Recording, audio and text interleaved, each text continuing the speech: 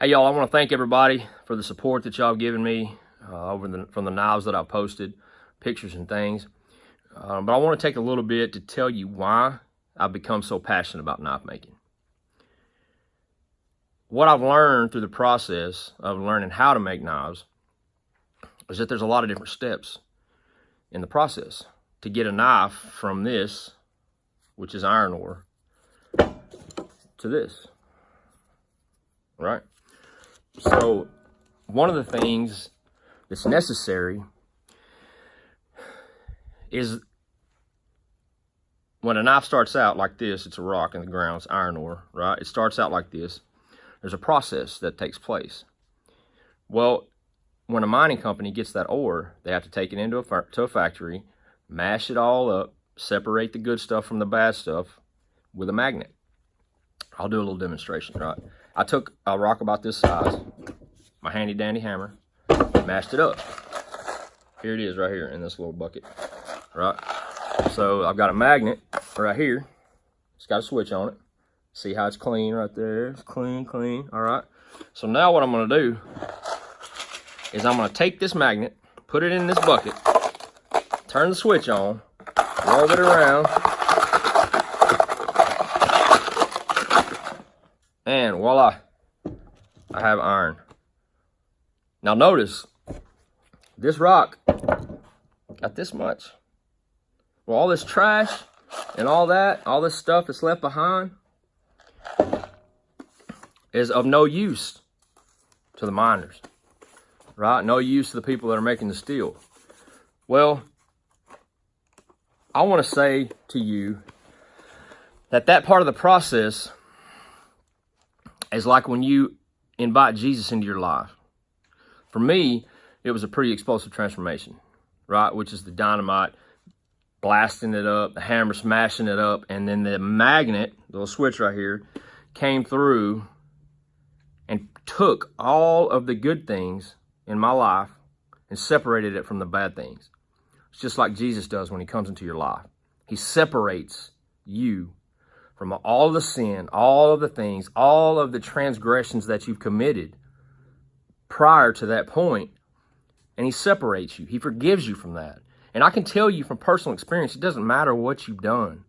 I've done some unspeakable things in my life, but I've been forgiven because I made the choice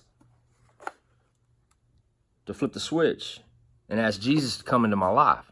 And when I did that, it separated me from all of this trash and all of the things that I had done. And I'm forgiven. This is cast out into the depths of the ocean, never to be heard from again. Except when the devil tries to bring it up and tries to make you think that you really haven't been forgiven. It's spiritual warfare. It happens all around us. I'm going to be making a series of videos that explains how we get from here to here, right? How this knife becomes this knife. And it's all going to relate to how you become a stronger Christian, how your walk is affected through the process. Because once you're mashed up and your magnet is used, when you turn that switch on, and your good stuff is separated, then the Lord takes over. But it's a process. You have to be heated. You have to be treated. You have to be refined. And that's not going to be simple. It's going to be refined by fire.